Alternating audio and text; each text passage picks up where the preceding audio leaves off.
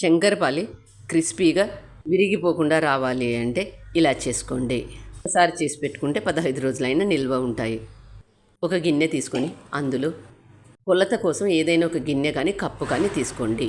ఒక గిన్నె తీసుకొని అందులో ఒక కప్పు పాలు, ఏ కప్పుతో అయితే పాలు తీసుకున్నామో అదే కప్పుతో ఒక కప్పు చక్కెర, ఏ కప్పుతో అయితే పాలు చక్కెర తీసుకున్నామో అదే కప్పుతో ఒక కప్పు నెయ్యి ఆసాన్ చేసుకొని ముందుగా మనం అన్నీ కలిపి పెట్టుకున్న దాన్ని గ్యాస్ మీద పెట్టుకొని అంత బాగా చక్కెర పూర్తిగా కరిగిన తర్వాత గ్యాస్ ఆఫ్ చేసుకోండి. ఇలా బాగా కరిగించుకున్న దాన్ని పక్కన పెట్టుకోండి. ఇది పూర్తిగా చల్లారిన తర్వాత మాత్రమే ఇందులో ఏ కప్పుతో అయితే పాలు చక్కెర నెయ్యి తీసుకున్నామో అదే కప్పుతో 5 కప్పుల మైదా పిండి వేసుకోండి.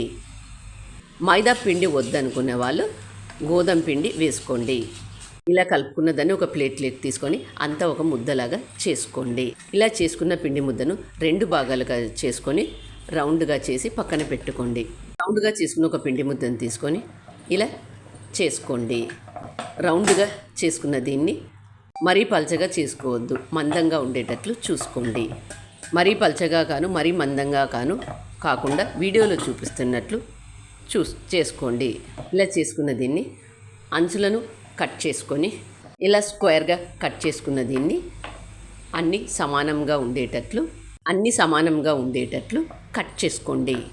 ఇలా అన్నీ స్క్వేర్గా కట్ చేసుకున్న వీటిని ఒక ప్లేట్లోకి తీసుకోండి. చూడండి ఎంత బాగా కట్ చేసుకున్నామో స్క్వేర్ షేప్లో. అలాగే మిగిలిన పిండి ముద్దను తీసుకొని ఇలాగే చేసుకొని అన్నింటినీ కట్ చేసుకోండి. కట్ చేసుకున్న వీటిని ఒక బాండీ పెట్టుకొని డీప్ ఫ్రైకి సరిపడినంత ఆయిల్ తీసుకోండి.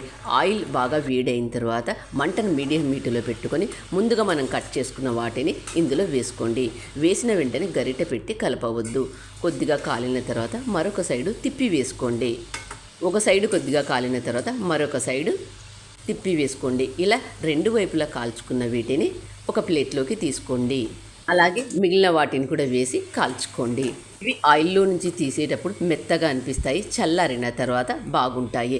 ఎంత క్రిస్పీగా ఎంత బాగా వచ్చాయో చూడండి. ఇవి మీరు కూడా తప్పక ట్రై చేయండి. మరి మీకు ఎలా వచ్చాయో నాకు కామెంట్ చేసి చెప్పండి. వీడియో నచ్చినట్లయితే ఒక లైక్ వేసుకోండి. Thank you for watching.